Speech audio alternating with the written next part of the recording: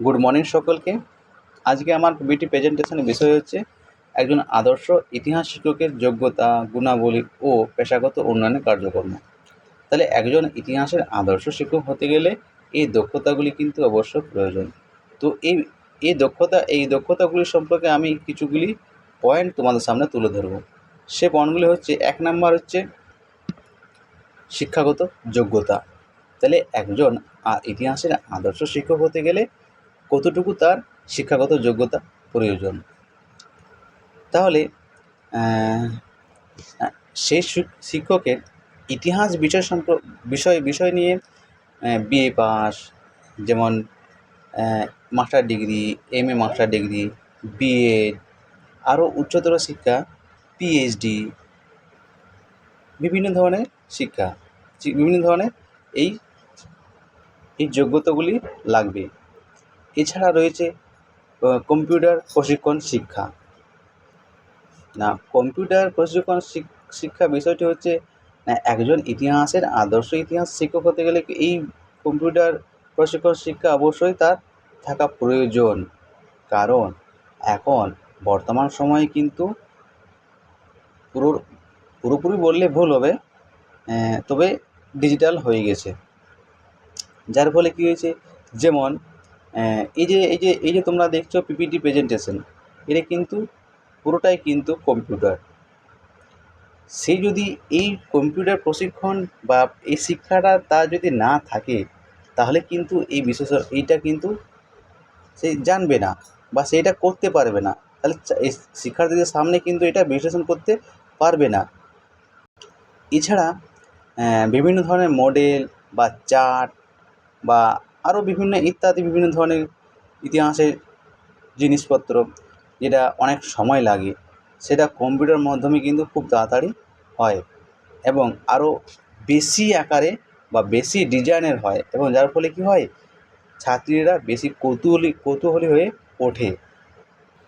তাহলে এইগুলো তার শিক্ষাগত যোগ্যতা। তার 2 নম্বর পয়েন্ট হচ্ছে গুণাবলী। তাহলে একজন ইতিহাস শিক্ষকের কী কী গুণাবলী থাকা প্রয়োজন। 1 নম্বর হচ্ছে ইতিহাস বিষয় সম্পর্কে তার গভীর জ্ঞান থাকা প্রয়োজন। কারণ যদি ইতিহাস শিক্ষকের যদি গভীর জ্ঞান না থাকে বা ভাষা বলে, তাহলে কিন্তু শিক্ষার্থীরা মনোযোগী আকর্ষণ করতে পারবে না। 2 নম্বর হচ্ছে ব্যাখ্যা করার দক্ষতা। তাহলে একজন আদর্শ ইতিহাস শিক্ষকের এই দক্ষতা কিন্তু অবশ্য প্রয়োজন। কারণ ইতিহাস পড়ার ক্ষেত্রে শিক্ষার্থীদের এমন কিছু প্রশ্ন করতে হবে যেগুলো হচ্ছে ব্যাখ্যামূলক প্রশ্ন। যেমন ব্যাখ্যামূলক প্রশ্ন যেখানে হয়, ইতিহাস শুধু গড় করে পড়ানো যদি পড়িয়ে যায়, তাহলে কিন্তু সেখানে শিক্ষার্থীদের মনোযোগ আকর্ষণ হবে না। এমন কিছু প্রশ্ন করতে হবে যেখানে ব্যাখ্যামূলক হয়। যেমন ইতিহাসের কোনো একটি স্যার ঔপনিবেশিক ভারতের রেল ব্যবস্থা পড়াচ্ছেন, তাহলে সেক্ষেত্রে যদি ভাষা পড়িয়ে যান বা কোনো ব্যাখ্যামূলক কোনো কোশ্চেন না করে, তাহলে সেটা আকর্ষণ হবে না। তাহলে সেখানে প্রশ্ন করতে হবে, যেমন রেলপথ নির্মাণের প্রধান উদ্দেশ্য কী ছিল, এটা শিক্ষার্থীরা কী করবে, সেই উদ্দেশ্যগুলি ব্যাখ্যামূলক তারা ব্যাখ্যা করবে যে সেই উদ্দেশ্যটা কী জন্য হয়েছিল রেলপথ ব্যবস্থা। এরকম ধরনের প্রশ্ন তাদেরকে করতে হবে। এছাড়া রয়েছে বিশ্লেষণ করা প্রশ্ন, যেখানে এমন ধরনের প্রশ্ন করতে হবে যাতে শিক্ষার্থীরা বিশ্লেষণ করতে পারে বা আরও মনোযোগী হয়ে ওঠে। 4 নম্বর পয়েন্ট হচ্ছে ধৈর্য ও মনোযোগী শোনার দক্ষতা। তাহলে ধৈর্য ও মনোযোগী শোনার দক্ষতা রয়েছে যে কোনো এক শিক্ষার্থীকে যদি কোনো প্রশ্ন করানো হয় এবং সেখানে তার পূর্ণ বাক্যসহ কিন্তু মনোযোগ সহকারে সেটা একজন ইতিহাস শিক্ষককে শুনতে হবে। সে কী বলছে, সে কী বলতে চাইছে, এবং তারপর সেই জিনিসটাকে তাকে সঠিক পথে তাকে হাঁটানো।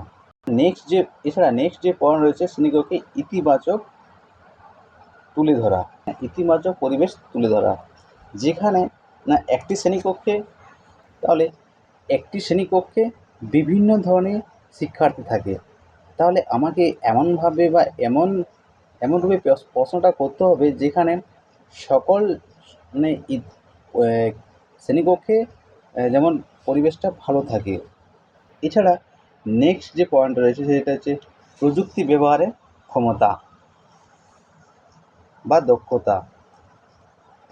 তাহলে ইতিহাসের একটি পাঠ বা একটি বিষয় যেটা পড়াতে গেলে আমাকে কী কী প্রযুক্তি বা কী কী বিষয় আমাকে সেখানে সংগ্রহ করতে হবে, সেই জিনিসটা থাকা অবশ্যই প্রয়োজন। এছাড়া রয়েছে মূল্যায়নের দক্ষতা। সর্বশেষে রয়েছে যে মূল্যায়ন, এবং সেটা ইতিহাসের কোনো একটা পাঠ বা কোনো একটি বিষয়কে সেটা সঠিক এবং ভালোভাবে সেটাকে মূল্যায়ন করা।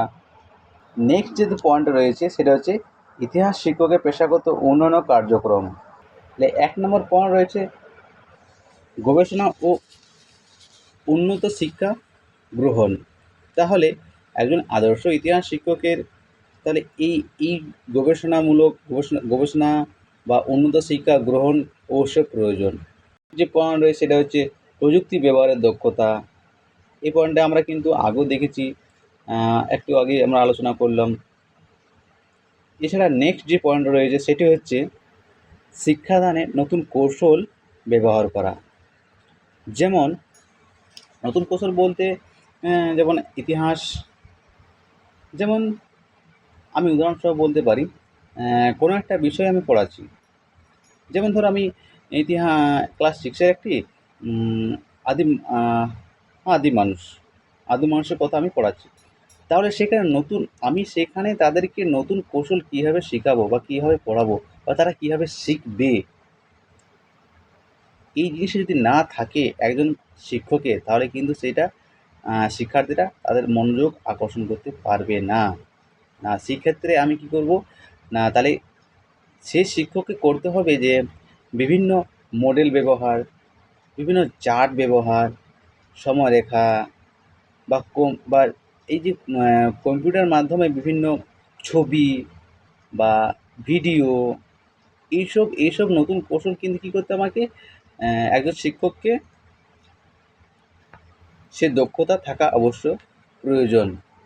এছাড়া নেক্সট যে পয়েন্ট রয়েছে পাঠ্যক্রম উন্নয়ন ও নতুন বই পড়া। পাঠ্যক্রমকে আবার বেশি আকারে সচরাচর করার জন্য বিভিন্ন ধরনের বইও আমাদেরকে পড়তে হবে। শুধু কি ইতিহাস মানে কি শুধু ইতিহাস বই পড়তে হবে তা না, আরও বিশেষ ধরনের গল্পর বই, বিভিন্ন ম্যাগাজিন, এইসব বিষয় ইতিহাস শিক্ষকে থাকা অবশ্যই প্রয়োজন। এছাড়া নেক্সট যে পয়েন্ট রয়েছে সেটি হচ্ছে শিক্ষকদের পারস্পরিক সহযোগিতা প্রয়োজনীয়তা। মানে বিষয়টা হচ্ছে যে একে অপরের সাহায্য করা, যে আমি ইতিহাসের ও ভূগোল ও অঙ্ক, ওকে আমি সাহায্য করব না, ওর আমার কোনো কাজে লাগবে না, এই জিনিসগুলো যদি মাথায় থাকে তাহলে কিন্তু একজন আদর্শগত শিক্ষক হওয়া যাবে না, কখনোই যাবে না। যার ফলে আমাদের কী করতে হবে না, একে অপরের সবাইকে সাহায্য করতে হবে। এছাড়া নেক্সট যে পয়েন্ট রয়েছে অতি গুরুত্বপূর্ণ পয়েন্ট, যেটা হচ্ছে যে শিক্ষার্থীদের মূল্যায়ন পদ্ধতির উন্নয়ন। তাহলে সেখানে ইতিহাস বিষয় পড়ার ক্ষেত্রে এমন ধরনের কিছু প্রশ্ন করতে হবে যে প্রশ্নগুলি শিক্ষার্থীরা মূল্যায়ন করতে পারবে। এই দক্ষতা থাকা কিন্তু একজন আদর্শগত শিক্ষকের এই দক্ষতা থাকা অবশ্য প্রয়োজন। তাহলে অবশেষে আমরা বলতেই পারি যে একজন আদর্শ ইতিহাস শিক্ষক হতে গেলে যেমন পাশাপাশি শিক্ষাগত যোগ্যতা যেমন থাকা প্রয়োজন, তেমনি থাকা প্রয়োজন পাশাপাশি বিভিন্ন আরও আদার্স গুণাবলী থাকা প্রয়োজন। যেমন বিভিন্ন গল্প আকার, গল্পর মাধ্যমে ইতিহাস পড়ানো, বিভিন্ন মডেল বা চার্ট, বা শিক্ষার্থীদের আরও অন্য পদ্ধতিতে খেলার মাধ্যমে, এটা হচ্ছে একজন আদর্শগত ইতিহাস শিক্ষকের গুণাবলী বা লক্ষ্য। এই জিনিসটা কিন্তু একজন থাকা কিন্তু অবশ্য প্রয়োজন। তো আজকে আমার পিপিটি প্রেজেন্টেশনের এই অবধিই ছিল। So thank you.